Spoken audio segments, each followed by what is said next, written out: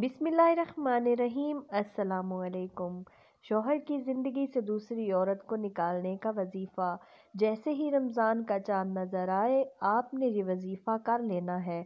ये वजीफ़ा आपने तरतीब जिससे करना है वो मैं आपको बता दूंगी, और भी अगर आपको कोई मुश्किल दरपेश हो तो आप कमेंट में मुझसे पूछ सकते हैं। कमेंट में आप मुझसे जो भी वजीफ़ा पूछेंगे मैं आपको बता दूंगी। आपको जो भी मुश्किल दरपेश है आप अपनी कमेंट में बता दें, मैं उसका वजीफ़ा आपको बता दूंगी। और अगर इस वजीफ़े की समझ ना आए तो वो भी आपने मुझसे कमेंट में पूछ लेना है।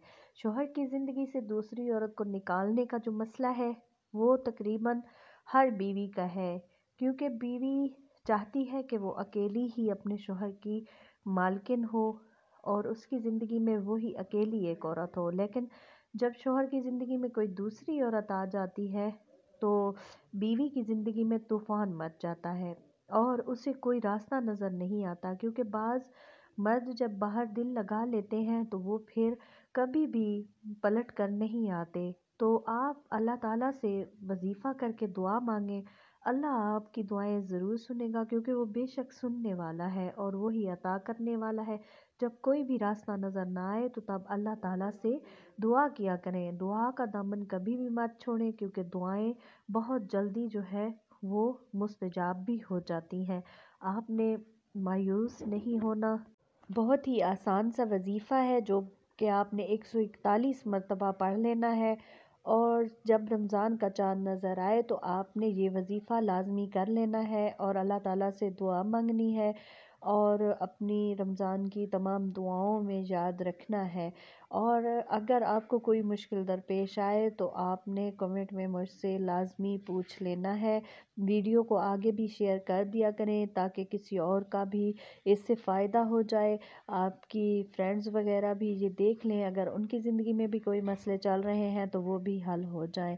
तो आपने इसको इस तरतीब से करना है कि जैसे ही रमज़ान का चाँद नज़र आए तो आपने अपनी पहली जो है वो यही करनी है कोशिश कि आप ये जल्दी से पढ़ लें।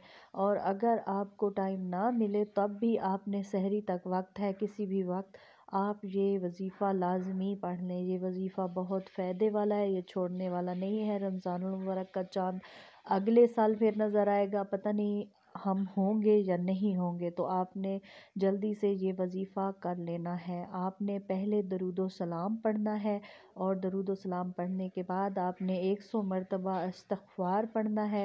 इस्तग़फ़ार की तस्बीह पढ़ने के बाद आपने या हई या क़य्यूम 141 मरतबा पढ़ना है। या हई या क़य्यूम आपने 141 मरतबा ये पढ़ कर उसके बाद दोबारा से आपने दरूद व सलाम पढ़ना है और फिर 100 मरतबा इस्तग़फ़ार की तस्बीह पढ़नी है।